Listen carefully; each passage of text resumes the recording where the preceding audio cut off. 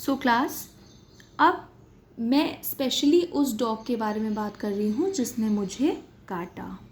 The sun and the moon are heavenly bodies. Before names of rivers, oceans, seas and mountains. For example, the Ganga, the Pacific Ocean, the Caspian Sea, the Himalayas. अब जब भी हम river, सी, mountains के बारे में बात करते हैं उनके नाम के पहले भी हम द लगाते हैं. Before names of books, newspapers and magazines. For example the Panchatantra, the times of India, the outlook. जब कभी भी हम बुक, न्यूज़पेपर या मैगज़ीन के बारे में बात कर रहे होते हैं उसके नाम के पहले भी हम द लगाते हैं. Before names of monuments and buildings. For example the red fort, the parliament house, the Netaji Subhash Chandra Bose international airport. जब कभी भी हम मॉन्यूमेंट्स के बारे में बात कर रहे होते हैं या बिल्डिंग्स के बारे में बात कर रहे होते हैं उनके नाम के पहले भी हम द लगाते हैं. Before names of countries with plural names. अब जब भी, अब जैसे कोई कंट्री है, ठीक है, जैसे मैंने बात की फ़िलीपींस की. फ़िलीपींस क्या है? फ़िलीपींस तो एक ही कंट्री है, लेकिन जब हम इसका नाम लिखते हैं, जब हम इसका नाम बोलते हैं तो हमें ऐसा लगता है कि हम बहुत सारी कंट्रीज़ के बारे में बात कर रहे हों. लाइक फ़िलीपींस, तो हम ऐसी कंट्री के आगे भी द का यूज़ करते हैं. जब हम मालदीव्स के बारे में बात कर रहे हैं तब भी हम द लगाते हैं, क्योंकि आप देख रहे हो ना इसके नाम की स्पेलिंग कैसी है. यहाँ पे इसका नाम प्लूरल है. The Netherlands. अब नीदरलैंड एक ही जगह है, एक ही कंट्री है, लेकिन you can see it's name, ऐसा लग रहा है कि ये बहुत सारी कंट्रीज़ हैं, ठीक है, लेकिन ये है एक ही country. Before the names of countries that contain the words republic, democratic, kingdom और states. कभी भी कंट्री का नाम अगर इन 4 वर्ड्स से स्टार्ट हो तब भी हम द का यूज़ करते हैं. जब कभी भी कोई कंट्री के आगे रिपब्लिक, डेमोक्रेटिक, किंगडम या स्टेट लगा हो, ठीक है, तब हम द का यूज़ करते हैं. For example the United states of America, the Republic of Trinidad and Tobago. ठीक, अब आपसे एक क्वेश्चन है, जस्ट टेल मी कि इंडिया के आगे द लगेगा कि नहीं लगेगा. You have to send me your answer on WhatsApp right after seeing this video. Before nouns that are of certain culture. For example the Chinese dumplings, the Russian opera, the Indian prime minister.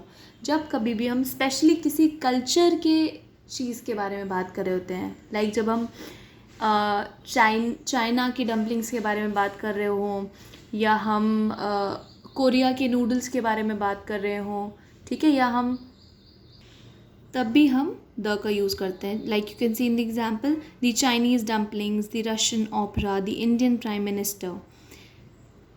Before superlatives and ordinal numbers. जब कभी भी हम superlative degree का use करते हैं किसी sentence में, उसके पहले भी हम द यूज़ करते हैं. Like this is the tallest building in Delhi. I met him the 3rd time at a mall. जब कभी भी हम सेंटेंस में ऑर्डिनल नंबर यूज़ करते हैं तो उस नंबर के पहले भी हम द लगाते हैं. अब आपको कन्फ्यूजन होगी what is ordinal and what is cardinal. This is not in your course, you just have to listen whatever I am saying, ठीक है, बस आप इसको अपने दिमाग में बैठा लेना. Ordinal, cardinal. ऑर्डिनल नंबर क्या होते हैं? जब हम 1st, 2nd, 3rd, 4th, 5th, 6th, 7th, 8th, 9th, 10th, है ना, 11th, 12th ऐसे नंबर्स को बोलते हैं या लिखते हैं, उससे हम कहते हैं ऑर्डिनल नंबर. जब भी हम 1 2 3 4 5 6 7 8 9 10 11 12 13 सो ऑन, जब हम नंबर्स को बोलते हैं या लिखते हैं, इन्हें हम कहते हैं कार्डिनल नंबर, ठीक है. Now class, let's do an exercise based on articles. Fill in the blanks with a, an और द. अब आपको ब्लैंक्स दिए गए हैं and you have to fill the correct article in the blank. So ये exercise I am going to do this for you. आपको बहुत आराम से सुनना है, ध्यान से सुनना है, और जब एग्ज़ाम में आएगी तब ये आंसर्स लिखे नहीं मिलेंगे. You have to write down the answer, ठीक है. So listen carefully. Dash Red Fort is dash popular tourist destination. अब मैंने बताया था कि जब हम स्पेशली किसी बिल्डिंग के बारे में बात कर रहे होते हैं या किसी भी बिल्डिंग या मॉन्यूमेंट के बारे में बात कर रहे होते हैं तब हम उसके पहले द लगाते हैं, ठीक है.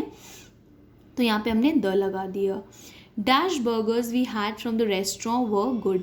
अब हम स्पेशली उन बर्गर्स के बारे में बात कर रहे हैं जो हमने खाए रेस्टोरेंट में, ठीक है, तो हमने क्या लगा दिया? द लगा दिया. और वैसे भी मैंने आपको बताया है जब भी प्लूरल में कोई नाउन होगी उसके पहले हम अ और एन नहीं लगाएंगे। मैंने बताया था स्टार्टिंग में ही कि हमेशा अ एन का यूज़ कब होगा, सिंगुलर काउंटेबल नाउन के पहले यूज़ होगा। तो यहाँ पे तो बर्गर्स लिखा हुआ है, जब बर्गर होता तब हम देखते हैं कि अ लगाएंगे या एन लगाएंगे, लेकिन यहाँ पे बर्गर्स है तो हमने द लगा दिया। और यहाँ पे एक और भी चीज़ आपको ध्यान रखनी है, हम स्पेशली उन बर्गर्स के बारे में बात कर रहे हैं इसलिए हमने यहाँ पे द लगाया है।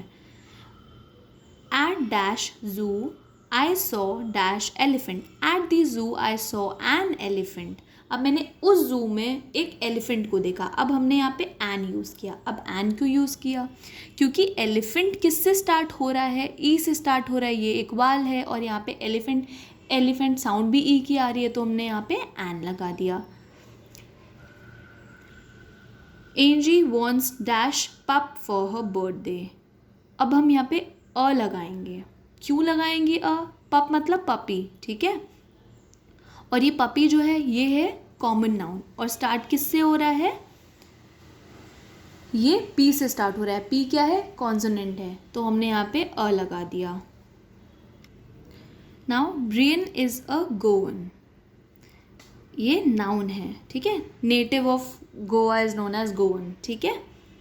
Person who lives in Goa, so ये जी से स्टार्ट हो रहा है, we have put a here. Dash dog that bit me ran away, अब हम स्पेशली उस डॉग के बारे में बात कर रहे हैं जो भाग गया, so we have put the here. I need dash phone, I need a phone. Mister Shastri is a teacher, that is an excellent film,